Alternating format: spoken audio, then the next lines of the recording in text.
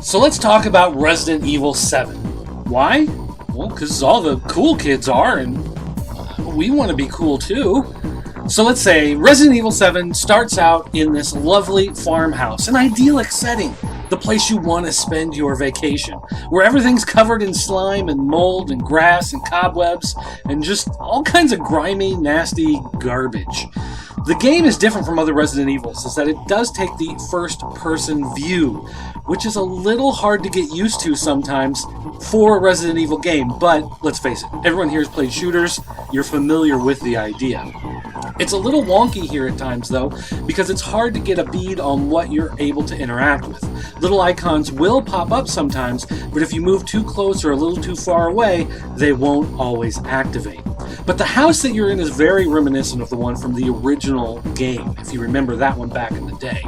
And it's got this nice, creepy, gross atmosphere, and the sound is actually a big part of this. When you're playing the game, you're hearing things creak, hearing things move, things shuffling in the sides and the distance, and all in all, it makes for a very terrifying experience.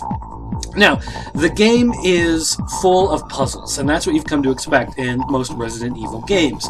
Sometimes you have to unlock a door, so you have to find some key, but most of the times people don't live in normal houses with keys. They have like these giant gold medallions on the door that are missing a piece, and you have to find the piece and put the piece in the thing, in the door, and the door rotates and moves and opens, and it's very weird and convoluted, but if you're playing the game, you're just familiar with that aspect of it, and you should be looking forward to it. Now, one thing about this game is that the graphics are really, really great, and very violent and bloody. So keep that in mind when you're playing this game. If you get easily grossed out, not just by the snot that's covering everything, but also by watching heads get chopped off and fingers ripped off, arms cut off, things like that, then you really don't want to be playing this game. Now, obviously, there are some spoilers in this video, but everything that I'm showing in this video happens pretty early on in the game.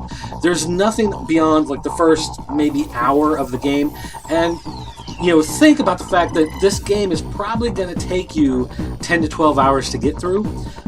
So the fact that we're showing you some stuff here from the first hour is not that big of a deal. In fact, a lot of videos have been showing the stuff early on. But as far as your average solving the puzzles or fighting off something here or there, it's no big deal.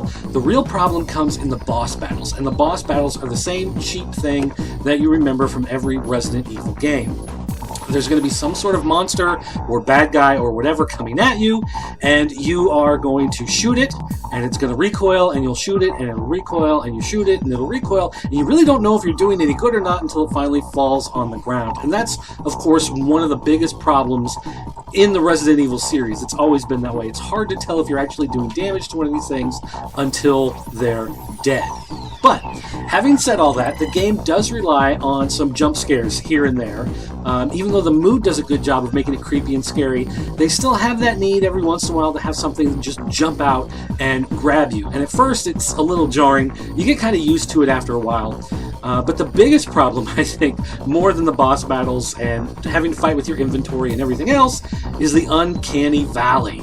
I mean, the Uncanny Valley smacks this game in the face with a 2x4 and doesn't let up. Everything looks so good, it looks so real as you're moving through until the character jumps out in front of you and starts talking. So, bloody, gory, fun, good time, all in all, it's definitely a must-play recommendation if you like the horror genre.